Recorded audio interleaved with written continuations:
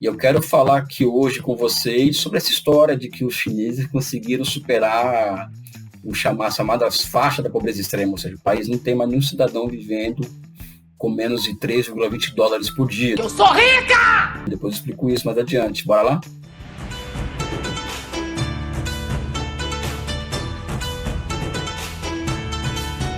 Olá pessoal, meu nome é Elias Jabur, eu sou professor da Faculdade de Ciências Econômicas da Universidade do Estado do Rio de Janeiro, já estudo a China há um tempinho já, como você já sabe, já estão carecas de saber, né? Pessoal, eu sempre que eu me reúno com os amigos dos chamados direitos humanos, no qual me incluo, até porque eu acredito que o socialismo é uma sociedade onde se alcança novos marcos civilizacionais, e acho que quem luta pelos direitos humanos também busca a formação de uma sociedade com outros marcos civilizacionais, que existem tarefas, dependendo do tamanho do país, da população, do grau de complexidade da sociedade, da própria história da sociedade, que existem mudanças que só vão acontecer se rolar uma revolução. Se falar revolução é um termo muito forte, vamos falar de mudanças institucionais, qualitativas, que abrem caminho para uma sociedade de nível superior. Ponto. Não vai falar de revolução. Tá? E no caso da China e no caso de outros países, essa revolução, esses novos marcos institucionais, a inauguração desses novos marcos institucionais qualitativos, envolve uma questão de independência nacional. Então não vai se emancipar a mulher, não vai entregar, vamos dizer assim, o café da manhã, almoço e janta, educação, saúde, para 100, 200, 300, 400 milhões de pessoas, ainda mais para 1 bilhão de habitantes, sem ter independência nacional. O Deng Xiaoping, que foi um grande revolucionário chinês, ele definia muito bem isso. Dizia o seguinte, olha, não existe direitos humanos em países colonizados, né? Então, somente países livres e independentes são capazes de entregar direitos humanos básicos para a sua população. Aí eu acredito nisso.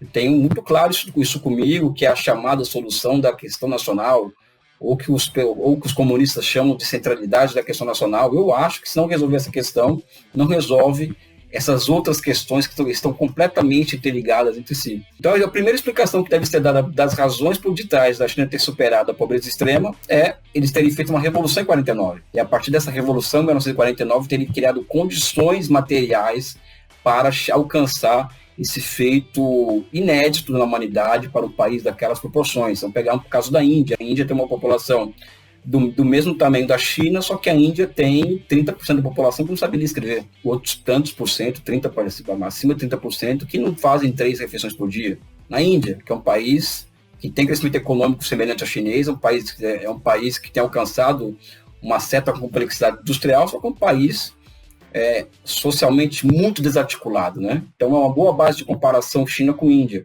E a China em 49, para vocês terem uma ideia, de cada 10 pessoas, 8 tinham sofrido sobre nutrição. E 94% da população era analfabeta. E o apelido da China era o gigante doente da Ásia e do mundo. Eles, a partir de 49, começam a construir uma base industrial interessante, ou seja, uma siderurgia, e quando eu falo em indústria, eu quero chamar a atenção para isso, também não existe solução para os grandes males que afligem a sociedade brasileira, que não passe pelo nosso processo de reindustrialização, porque a indústria é o único setor econômico capaz de gerar empregos de qualidade, de gerar efeitos de encadeamento para outros setores da economia, que por sua vez também geram empregos de melhor qualidade, não empregos somente de um salário mínimo ou 2 salários mínimos. Ou seja, a industrialização é um fato fundamental para que a sociedade alcance grandes objetivos, né? Então a China consegue montar em 30 anos uma base industrial interessante, e ao lado disso eles conseguiram criar, em 1980, por exemplo, a China era a sociedade mais igual do mundo.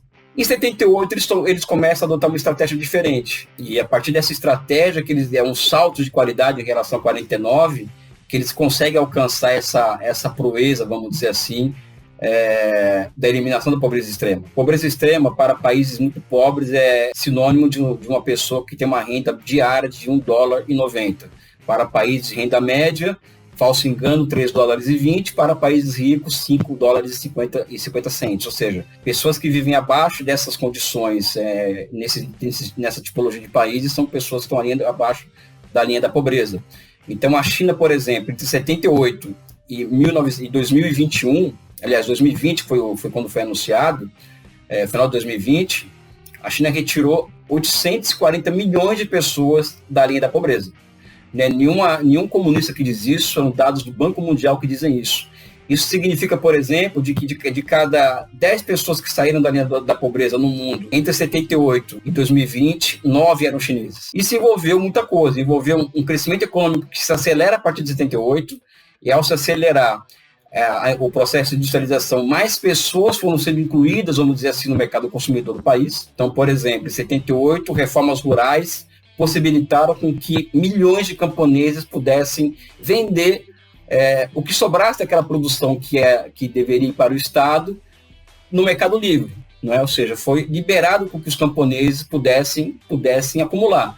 Essa acumulação se transforma em consumo camponês, esse consumo camponês acelera o processo de industrialização, que vai gerando mais empregos de qualidade, e assim sucessivamente, ou seja, da industrialização com empregos de qualidade para serviços tecnológicos, até chegar ao ponto que hoje que a China, por exemplo, pode se dar o luxo de falar que tem uma classe operária hoje que mais ou menos bem remunerada para os padrões do mundo, né, de 150 milhões de pessoas, né? Então você multiplica por 4, que daria uma família para cada trabalhador fabril, já dá um bom número de pessoas, né? Acho que esse é um ponto. O outro ponto é o planejamento econômico, né? Eu acredito particularmente que o planejamento econômico foi o grande fato econômico do século XX, continua sendo o grande fato econômico do século XXI. Inclusive eu falo para meus amigos comunistas que se vocês querem entender o século XXI, tem que entender a ciência da planificação econômica. Eu acho que a ciência que é a ciência fundante do nosso tempo, do século XX, e continua sendo do século XXI, até porque é uma ciência que também evolui ao longo do tempo. Então os chineses foram construindo marcos institucionais, tecnológicos, que foram capacitando o país a planejar a intervenção do Estado na realidade em níveis cada vez maiores. Isso também possibilita, vamos dizer assim, a superação da pobreza extrema, né? E também o comprometimento da população e uma unidade com o Estado com grandes objetivos.